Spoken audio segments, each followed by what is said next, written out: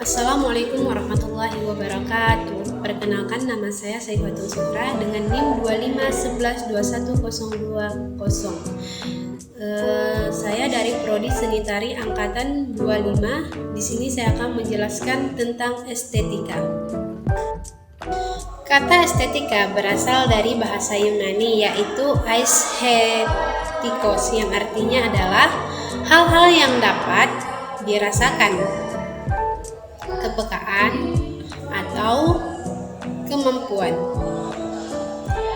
kemampuan menangkap sesuatu melalui indera penglihatan dan pendengaran. Istilah ini pertama kali diperkenalkan secara resmi oleh seseorang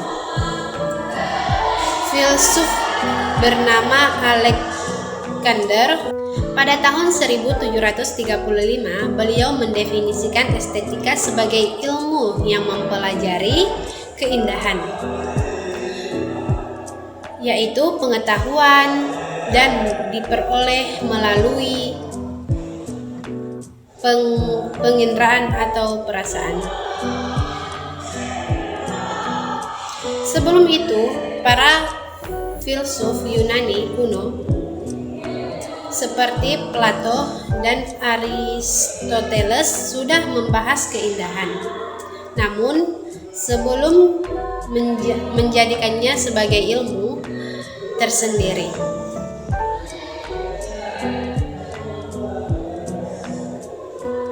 Yang kedua adalah pengertian dari estetika.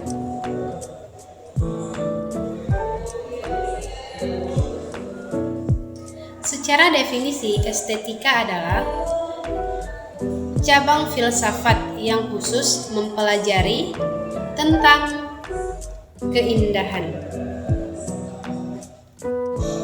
Asal-usul keindahan, hukum-hukum keindahan, serta perasaan dan penilaian manusia terhadap sesuatu yang indah. Estetika bukan hanya sekedar cantik atau tidak cantik, tetapi mencakup 3 hal besar. Yang pertama adalah objek estetis. Benda atau hal yang dinilai biasa, bisa berupa alam, karya seni, berguna, atau diperlakukan. Yang kedua adalah subjek estetis. Manusia yang menilai dan merasakan keindahan tersebut. Yang ketiga adalah pengalaman estetis.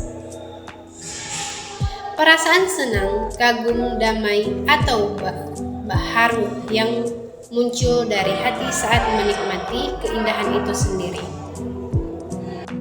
Intinya adalah estetika adalah ilmu yang mempelajari hubungan antara manusia, rasa, dan keindahan.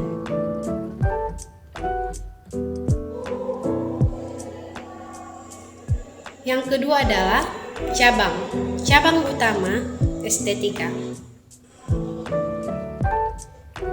Secara garis besar, estetika dibagi menjadi 2 bagian. Di sini para ahli membagi pandangan keindahan menjadi 2 pendapat.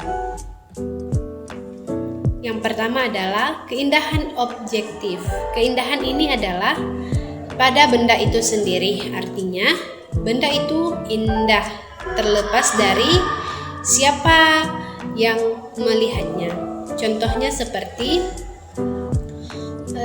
matahari terbit, pelangi, simetri alam. Yang kedua adalah keindahan subjektif. Keindahan subjektif ini ada pada perasaan orang yang melihatnya.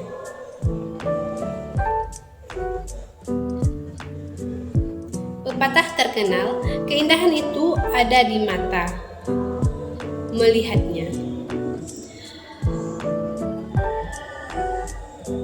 Apa yang indah bagi saya belum tentu indah bagi orang lain.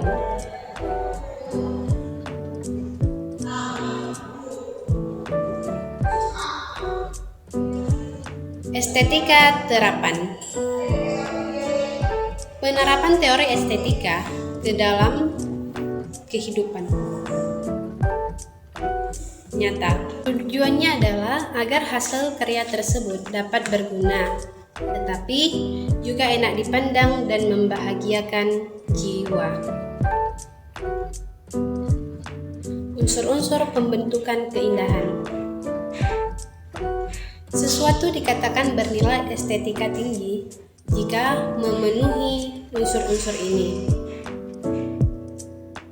Yang pertama adalah unity, yaitu semua bagian dalam karya saling berhubungan dan saling mendukung dan menjadi satu keutuhan. Tidak ada bagian yang tersimpan atau mengganggu. Contohnya adalah pada lukisan latar belakang dan objek utama harus menyatu harmonis. Yang kedua adalah keseimbangan. Berat visual tersusun dengan seimbang. Ada dua jenis. Yang pertama adalah simetri. Kanan dan kiri sama persis. Yang kedua adalah asimetris, bentuk berbeda tapi bobot pandangan tetap harus seimbang. Bagian kecil dan besar memiliki rasio yang enak dilihat. Ukuran yang tidak pas akan terasa aneh. Yang ketiga adalah irama. Peluang garis, bentuk atau warna yang menciptakan kesan bergerak dan hidup, seperti barisan pohon atau pola batik. Yang keempat adalah kontras, perbedaan tegas antara unsur-unsur, misalnya seperti terang gelap atau besar kecil, kasar halus, untuk menonjolkan bagian utama karya. Dan yang kelima adalah kesederhanaan, tidak berlebihan tetapi rapi dan jelas makna karyanya itu. Sederhana justru seringkali paling indah dan abadi. Nilai estetika. Nilai estetika adalah ukuran seberapa tinggi mutu keindahan suatu benda.